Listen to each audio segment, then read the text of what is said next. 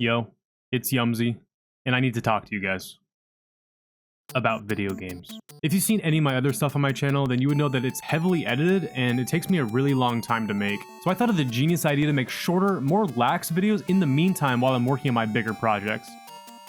And also so you don't think that I'm dead. So for this pilot episode of Yumzy Yaps, I'm going to speak about something that no one has dared to talk about yet. The Switch 2. I really only care about the innovation aspect of new Nintendo consoles, so I don't really care that it does 4K, I don't care that it can go up to 120 frames, and I don't care that they have a Kinect camera from 2010. The only thing that I really care about is the new mouse mode. The only big new mechanic from the Switch 1 to the 2 is that if you put the Joy-Cons to the side, it becomes a mouse. And I genuinely think this is a really cool idea. I think Splatoon 4 is going to utilize this perfectly. Aiming down with a bow in Breath of the Wild is going to be much more precise. And the one that I'm most excited for is Metroid Prime 4. I haven't got my hands on the console yet, but from what I've heard from the people that have attended the events, the transition between the mouse mode and the regular analog controls are seamless. Having precision aiming on a console is going to make these experiences feel so fresh. But this also got me thinking, is it possible that this new mechanic is able to breathe life on old experiences? And for me, the game that automatically comes to mind is Kid Icarus Uprising. Now, I could, and I probably will, make an entire video about why I think that this is one of the best Nintendo games of all time, but this video is about why it sucks. If you've played the game before, then you already know exactly what I'm talking about. But if you haven't, this game physically hurts to play. Releasing exclusively for the 3DS in 2012, the way that it's meant to be played is that you hold the entire console up with your left hand while aiming using the stylus with your right. I know I sound like a complete wimp when I say this, but I genuinely can't play 2 missions of this game without having to take a break. And in my opinion, this is the only thing that's stopping this game from being perfect. Because of this, it always just made sense to me that Kid Icarus would eventually get ported to the Switch.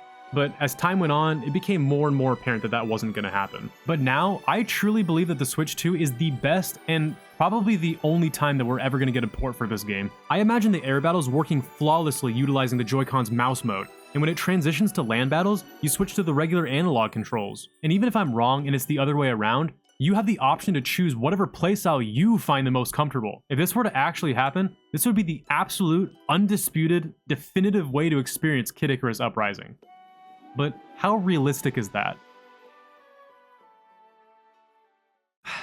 If we don't want to live in dreamland and just imagine how cool it would be if this happened, let's look into what's stopping this from becoming a reality. And it's a pretty small hurdle, honestly. There's just one franchise getting in the way of this from happening. You probably haven't even heard of it. It's pretty niche. It's called Smash Bros. If you didn't know, Masahiro Sakurai is the creator of Kirby, Super Smash Bros., and reviving the Kid Icarus series. Kid Icarus was an abandoned Nintendo IP until Smash Bros. Brawl came out for the Wii in 2008, where out of nowhere, it got a modernized look. And in 2009, when Sakurai was asked to create a brand new game for Nintendo's brand new console, the 3DS, he decided to give Kid Icarus an uprising. Like the title of my video.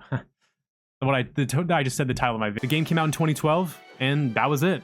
Sakurai kept on making new Smash Bros, and Kid Icarus was abandoned yet again. Fast forward to the release of the final DLC character in October of 2021, and the game was finally complete. And after working on the game for 9 years, I think that they're allowed to have a break. I mean, this game is big. My Switch says that I've logged like 700 hours into it, and I don't see myself stopping anytime soon. But inevitably, 4 years later, it was announced that Sakurai has been working on a game for the past couple of years. And being me, I had every finger and toe crossed that it was a Kid Icarus port, but after the Switch 2 Direct in April, we found out that this new project is a sequel to the GameCube classic Kirby Air Ride. Obviously, I was slightly disappointed when I saw this, but at the same time, this is super exciting. Developing a game that's as creative and unique as Kirby Air Ride is, it proves that Sakurai has a passion for creating games that aren't Smash Bros. The game is set to release at the end of 2025, and in most people's eyes, it makes sense that a new Smash title is next in line. And I mean, yeah, what do you think Nintendo's going to push them to do? Remaster a game in a franchise that sold 3 million copies total versus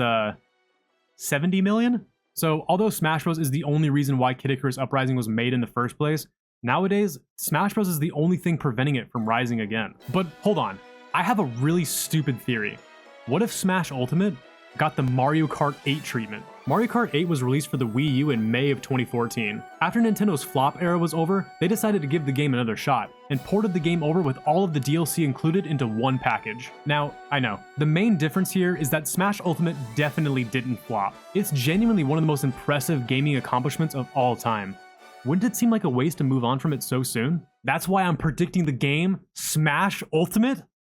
Ultimate.